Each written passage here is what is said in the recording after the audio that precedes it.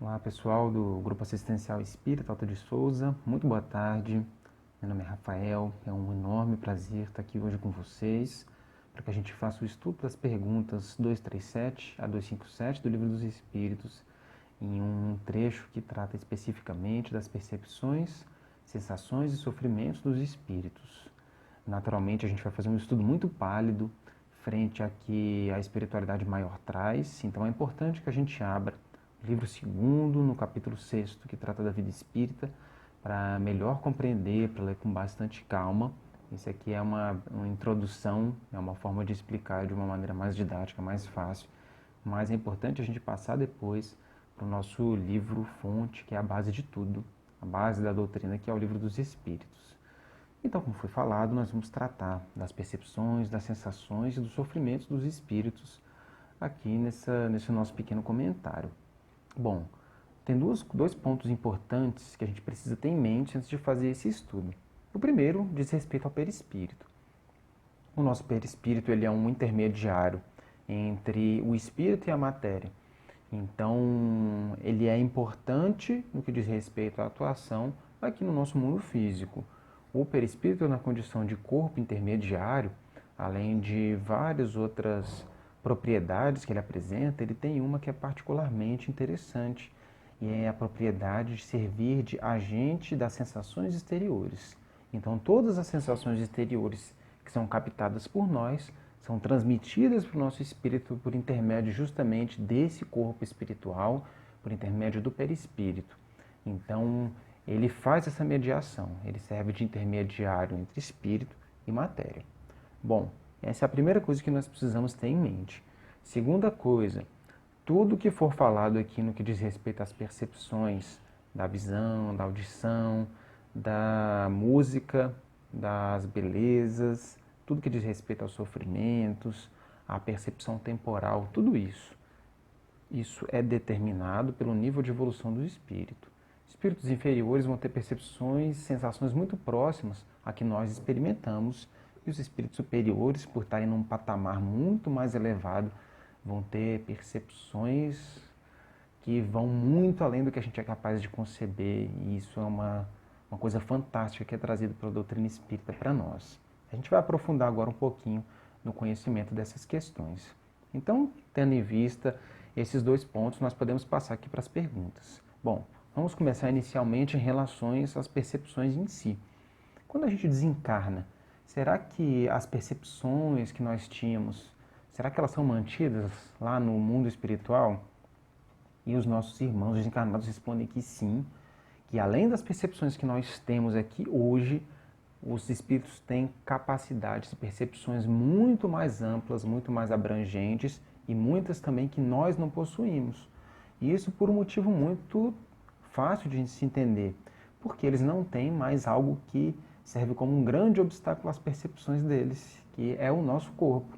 Então, o nosso corpo de carne aqui, quando nós estamos internados aqui, na cela física, quando nós estamos vestindo esse corpo de carne, naturalmente nós estamos com um grande bloqueador, com um corpo que mitiga muitas percepções e as sensações espirituais e faz com que a gente tenha uma visão, uma sensação muito pálida das coisas que acontecem.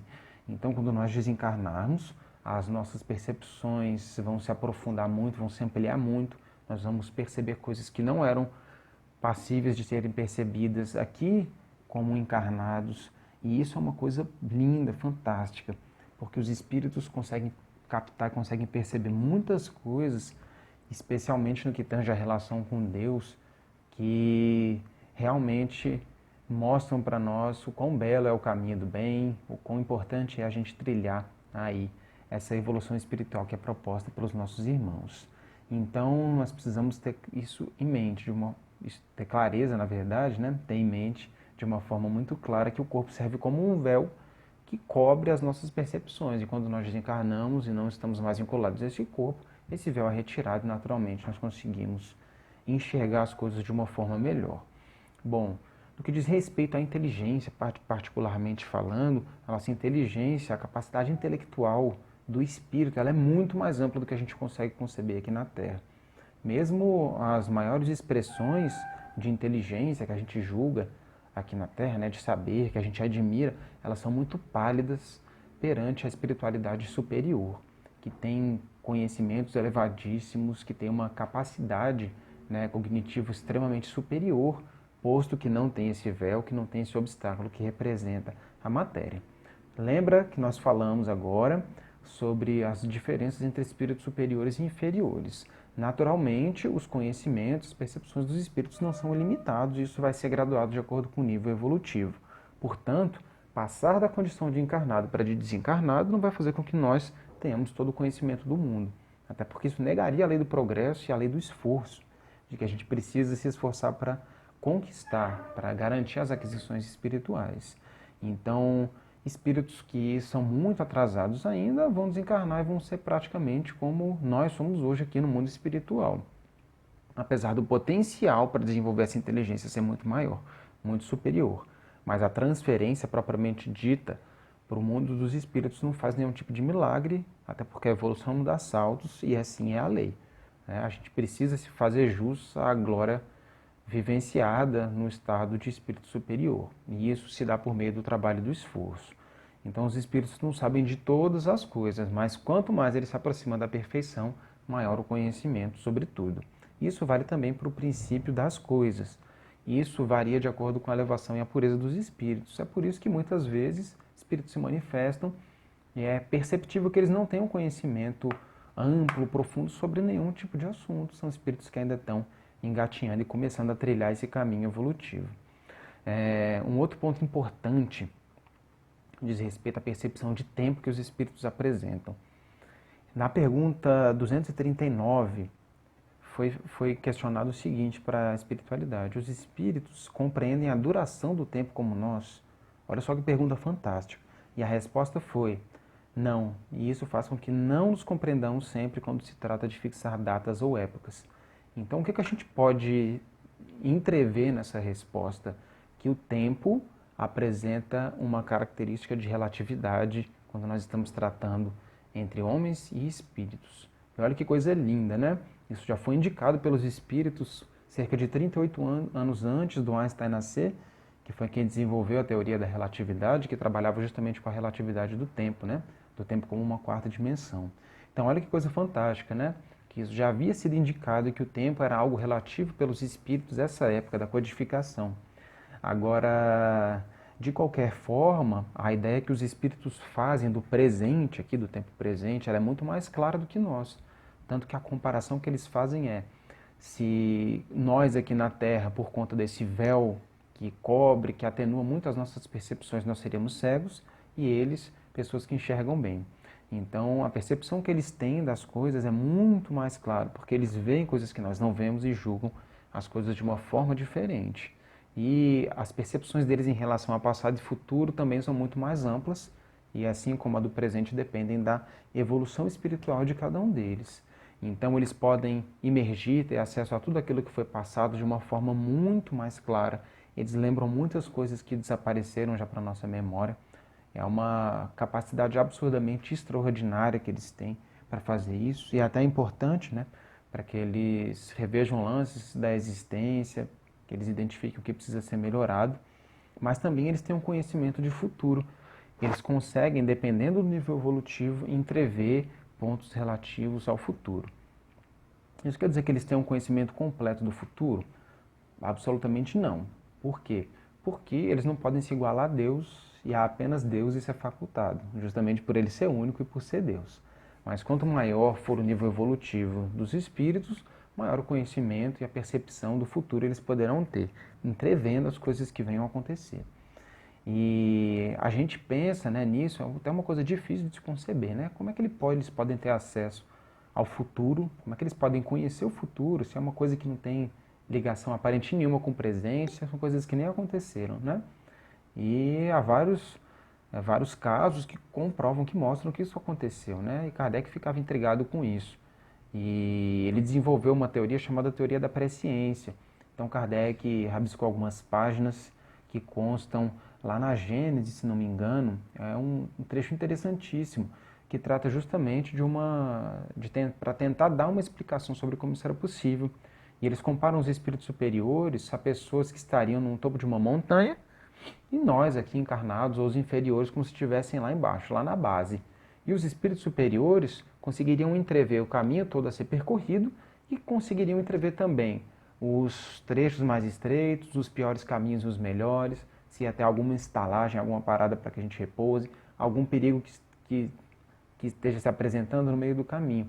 Então, essa visão de conjunto, essa visão futura que eles têm seria nesse sentido, por eles se projetarem mais alto e conseguirem ver lá na frente. E é por isso que eles respondem que quando eles se ocupam do futuro, o futuro para eles é presente.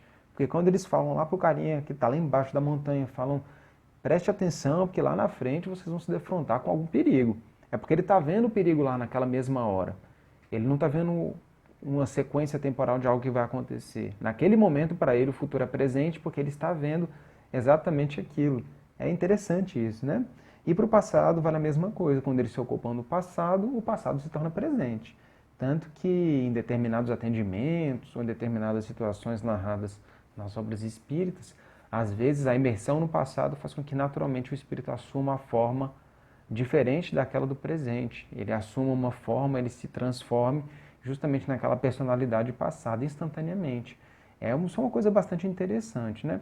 Mas mostra principalmente a relatividade do tempo para eles, que decorre de uma forma bem diferente da nossa.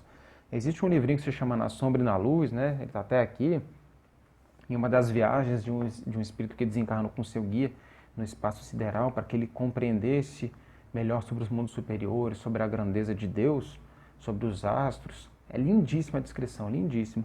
Tem determinado momento do livro que ele narra, eu perdi a noção de tempo nas viagens siderais que nós fazíamos, quase sem descanso. Olha que coisa interessante. E ele foi perguntar para o instrutor dele, e o instrutor dele falou que haviam se passado aproximadamente 4 lustros do tempo terreno, ou seja, cerca de 20 anos. E aí pra gente, né, se a gente for pensar no tempo como a gente costuma pensar, que é de uma maneira linear, uniforme, não, as coisas não são assim, é difícil a gente conceber os espíritos vagando no espaço durante 20 anos praticamente sem parar, né? Mas o fato é que o tempo lá decorre de uma forma diferente. Bom, esse é um ponto importante. No capítulo das percepções, né, especificamente da visão, da audição, e aí a gente vai fazer uma associação para todas as outras percepções, acontece uma coisa fantástica. Como já foi falado, o perispírito ele faz o papel de agente intermediário. Quando a gente está encarnado aqui, os nossos órgãos eles transmitem essas impressões para o perispírito para que ele chegue no nosso espírito. Só que o que acontece? O nosso corpo ele localiza as sensações. Os olhos, por exemplo, são agentes localizadores que fazem com que a vista só se dê pelos nossos olhos. Aqui a gente capta os raios, as ondas, e isso se transforma em imagens no nosso cérebro e isso é passado para o espírito. Só que na condição de desencarnado as coisas não se dão assim, porque a faculdade de ver ela é inerente a todo o espírito. O perispírito não vai ter olhos e ele não vai tapar os olhos com a mão e ele vai parar de enxergar. As coisas não são assim. Aí você vai pensar, nossa, mas eles têm que forma então? Eles têm uma forma semelhante à nossa, tanto que o perispírito é o modelador do corpo. O que nós estamos querendo dizer é que a faculdade da vista não está presa aos olhos do corpo espiritual. Não é isso. É como se ele enxergasse por todo ele, como se ele ouvisse por todo ele. E por isso eles não costumam falar que está doendo mais, por exemplo, na mão do que no pé. Aí você vai falar, mas isso acontece em atendimentos. Acontece de fato.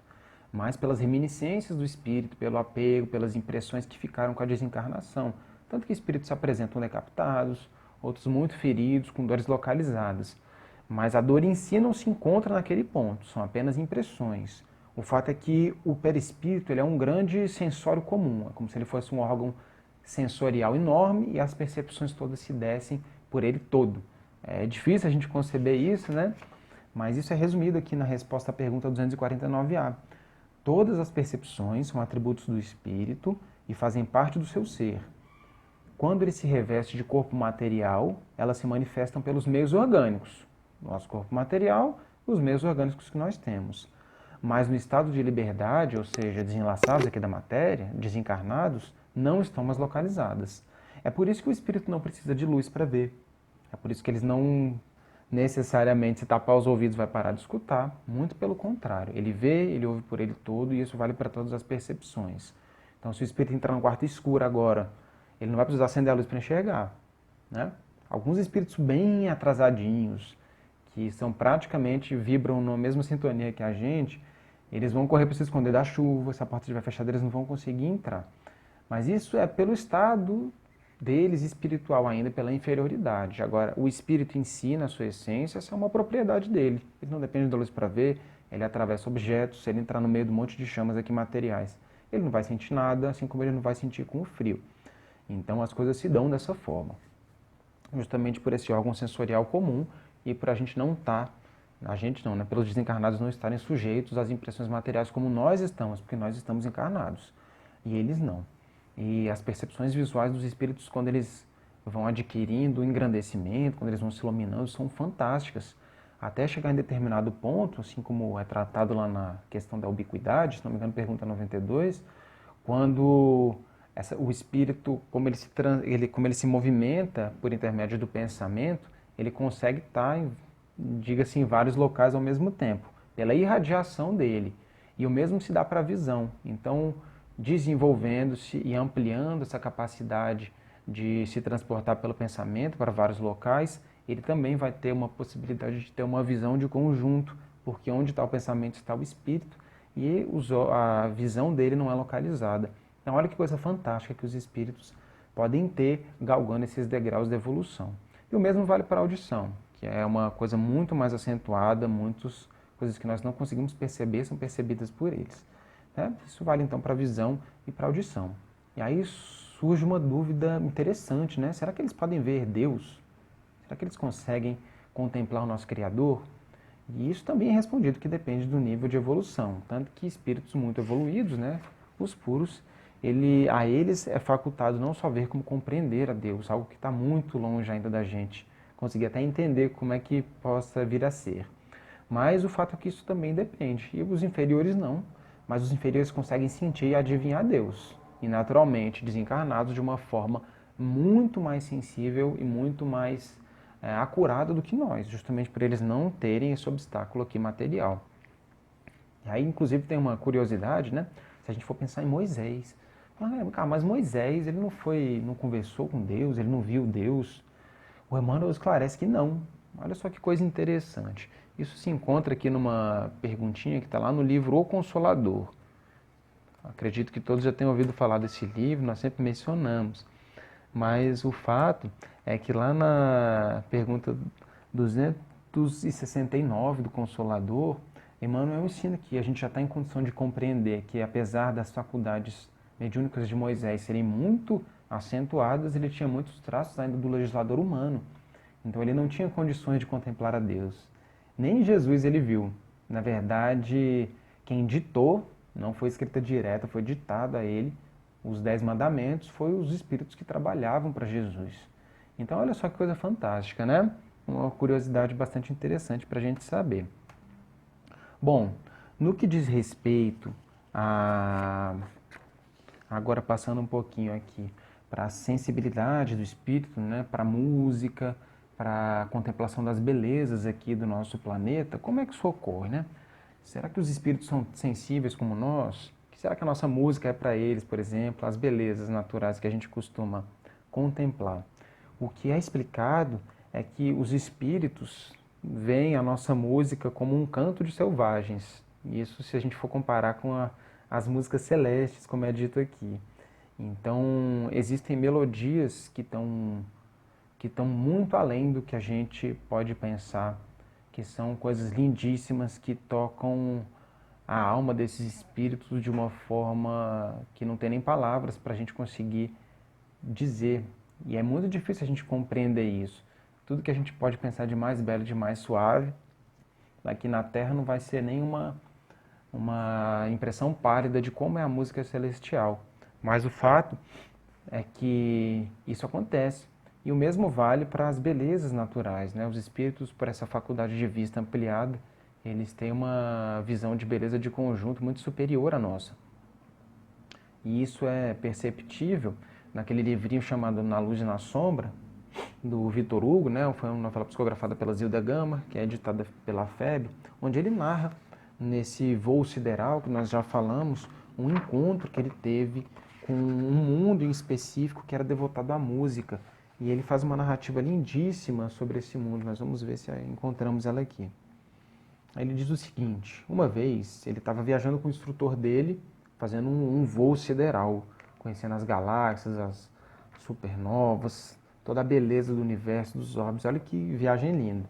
E ele fala: uma vez, sem saber ao certo desde quantos anos estava desmaterializado, pois perdera a noção do tempo, conforme o apreciam os habitantes do globo terrestre, confirmando, né, o que está no livro dos Espíritos, ao passarmos pelas fotosferas de orbes fulgurantes, que contemplados de dentro das vestes carnais nos aparecem quais gemas rutilantes, avizinhamos-nos de um dos de mais prodigiosa contextura, semelhante a uma turquesa fosforescente. Dele fluía ininterruptamente uma luminosidade, um luar azul suavíssimo, veludoso. Era qual sonham os crentes, verdadeiro céu em que desejáramos penetrar para dulcificar a alma ansiosa, amainar os sentimentos impetuosos, banhando-a nas ondas opalinas de uma paz e serenidade incomparáveis. É muito poética essa escrita, né? Depois vale a pena a gente ler esse livro. Surpreendeu-me então pela segunda vez, mas com maior precisão, a harmonia inenarrável dos acordes de uma orquestra sideral invisível. Imaginai o meu encantamento ao ouvir em concerto vozes de timbre celeste combinadas com os sons de flautas, cítaras, Stradivarius tocados por seres etéreos e cujas notas se evolavam da corola daquela estrela maravilhosa, como da pulcra açucena se exala deliciosa fragrância nas noites de plenilúnio. É uma linguagem difícil, mas com o dicionário a gente consegue entender tudo, viu, pessoal? Verifiquei que também os sóis possuem inebriantes aromas que se desprendem constantemente dos seus núcleos radiosos. São as vibrações canoras que delicialam em direção ao eterno. Olha só o nível de percepção que eles tinham na condição de desencarnados, a ponto de falar que se desprendiam aromas dos núcleos radiosos dos sóis. Olha que coisa linda. Nunca me permitiram meu formoso guia abeirar-me assim de um dos mais portentosos mundos da criação. Sentia-me por isso extasiado, ouvindo os acordes daquela música inefável, uma sinfonia em pleno infinito. Eram cânticos dulcíssimos e instrumentos maviosos dedilhados no éter por entidades certamente diáfanas, de primorosos contornos. Um coral de arcanjos ouvido por um espírito bisonho que se iniciava nos segredos da divindade. Podeis imaginar qual o meu enlevo, o meu arrebatamento. Deploro não haver expressões na linguagem humana com que possa dar a conhecer o que se passou no recôndito de minha alma. Não há vocábulo que exprima o impossível, nem que traduza os nossos mais secretos sentimentos. Desejaria, se me for permitido por Deus, permanecer assim, fascinado, estático, paralisado na amplidão, equilibrado no éter, qual colibri embriagado de mel e perfume, imóvel sobre uma rosa sedutora, ouvindo perpetuamente os arpejos desferidos pelos silfos siderais que não tive permissão de contemplar, mas que forçosamente são ideais sublimes de beleza indescritível. É uma pérola de narrativa, é uma descrição maravilhosa, apesar da linguagem um pouquinho rebuscada, mas que mostra como a gente tem uma visão apagada do universo e da criação. Olha que descrição lindíssima, né, desse espírito contemplando os orbes e principalmente se aproximando de um mundo, de um azul turquesa que era devotado ao desenvolvimento da arte, da música e das sensibilidades. Uma coisa extremamente fantástica, lindíssima, vale a pena ler esse livro. Então nós vemos como é que se dá a sensibilidade dos espíritos para a música e por meio desse relato a gente consegue compreender por que as nossas músicas parecem ainda cantos de selvagens para essas melodias, perante essas melodias celestes. Bom, passando um pouquinho agora, já que o nosso tempo está começando a se esgotar, para a parte das nossas necessidades e sofrimentos. É importante destacar isso porque o fato é, os espíritos não experimentam as mesmas necessidades que nós e nem os mesmos sofrimentos físicos. Isso é fato porque eles não estão num corpo de carne, tá? E então eles conhecem isso porque eles sofreram quando estavam aqui, mas eles não o sentem, não os experimentam como nós o fazemos. Então, isso, por exemplo, para a necessidade de fadiga e de repouso, é uma coisa completamente diferente. A atividade deles, ela é, digamos que, essencialmente intelectual, né? É uma atividade voltada pela manifestação do pensamento deles, é um trabalho bastante intelectual. Eles não têm um corpo de carne físico, onde eles gastem forças físicas e precisem de um descanso físico, de uma restauração física. Mas ele repousa no sentido diferente. E naturalmente isso vai variar de acordo com o nível evolutivo dele também. Quanto mais evoluído, menor a necessidade desse repouso, né, que é um repouso que faz com que o pensamento não seja direcionado para nada, é uma coisa um pouquinho diferente. Quanto menos evoluídos, maior a necessidade de um repouso mais semelhante ao que a gente experimenta. André Luiz, por exemplo, se a gente for lembrar lá em Nosso Lar, tem até um momento que ele dorme, né, que ele desdobra e vai se encontrar com sua mãe. Então esse é um momento de repouso dele, mais parecido com o nosso aqui. Mas o fato é que a ação dos espíritos é intelectual e o repouso que os espíritos dizem é um repouso, de certa forma, moral, justamente pelo tipo de atividade desempenhada pelos espíritos, já que eles não possuem um corpo físico. E essa questão física ela é muito importante também no capítulo dos sofrimentos. Olha que coisa interessante.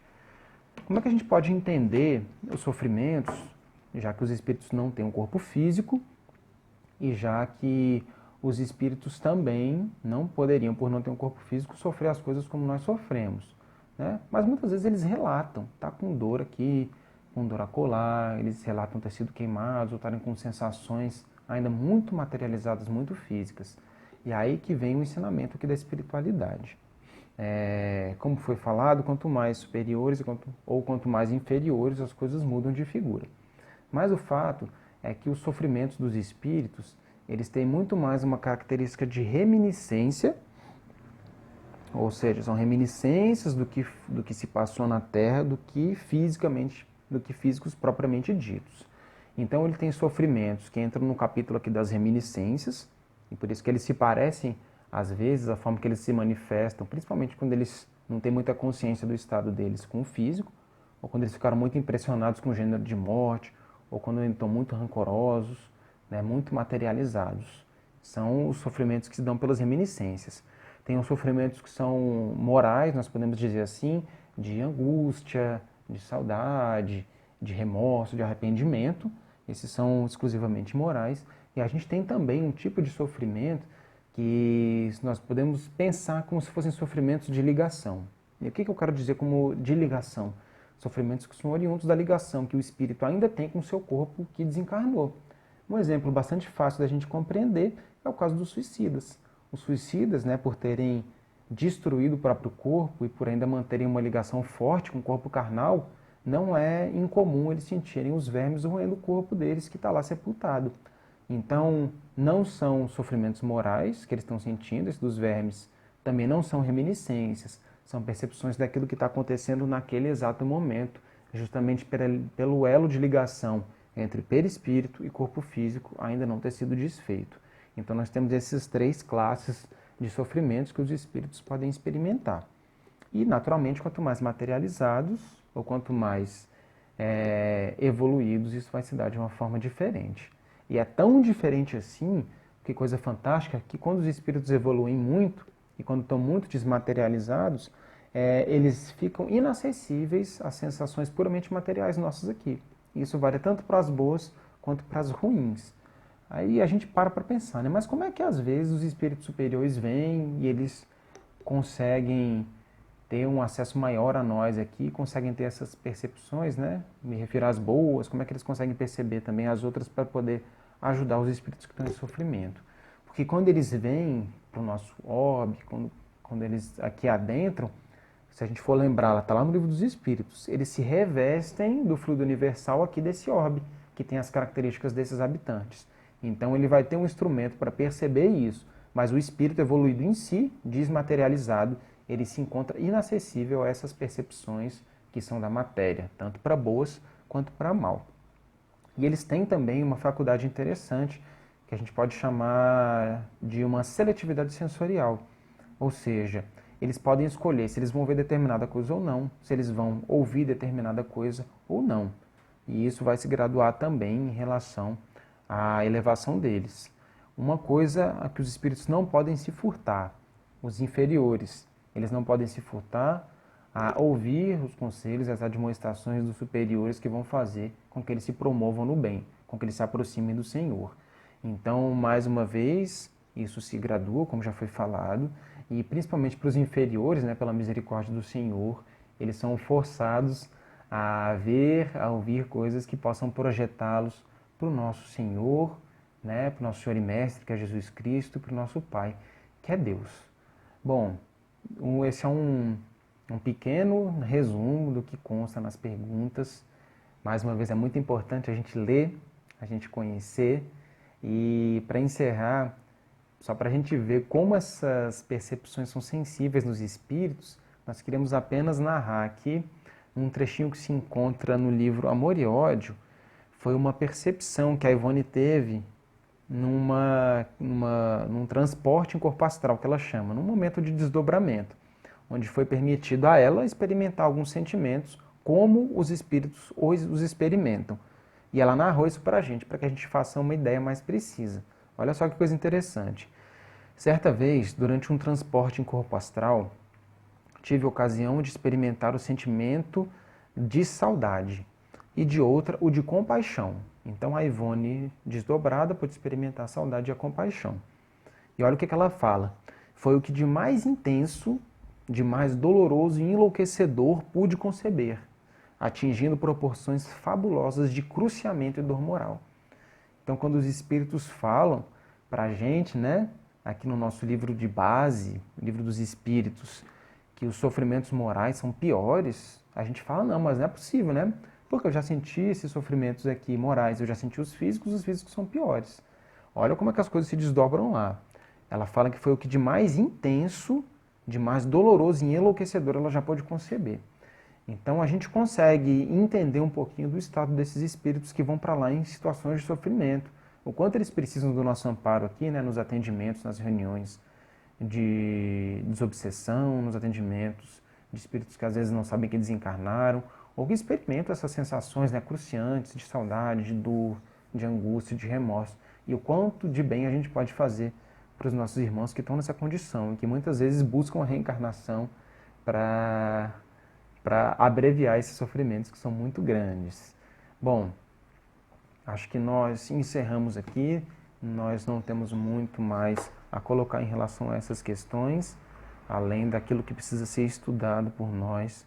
Nós gostaríamos apenas de agradecer pela preciosa oportunidade dos nossos amigos, que é o que os nossos amigos deram para nós aí, né, do Grupo Assistencial Espírita Alta de Souza, e dizer que foi um grande prazer estar aqui, pedir para que vocês leiam, porque qualquer coisa que eu possa dizer ou falar sempre vai ser uma expressão também muito, muito, muito pálida daquilo que os Espíritos trazem para nós, que é grandioso, que é elevado, que é sublime e que é tão importante para que a gente compreenda melhor como se dão as relações dos Espíritos aqui com o nosso mundo, como que as coisas ocorrem lá no mundo dos Espíritos, né, que é a vida verdadeira, o mundo das causas, para que a gente se prepare melhor para a nossa chegada lá, para que a gente conheça como as coisas funcionam e para que a gente também consiga se extasiar com essas revelações que são tão lindas e que fazem com que a gente se aproxime cada vez mais do nosso Criador, que é puro amor, que é puro perdão, pura compaixão,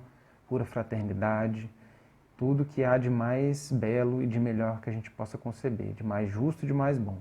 Bom, então nós agradecemos e rogamos que o nosso Mestre e Senhor Jesus Cristo permaneça no coração de cada um que assistiu essa palestra, bem como de toda a humanidade durante esse difícil momento da nossa pandemia.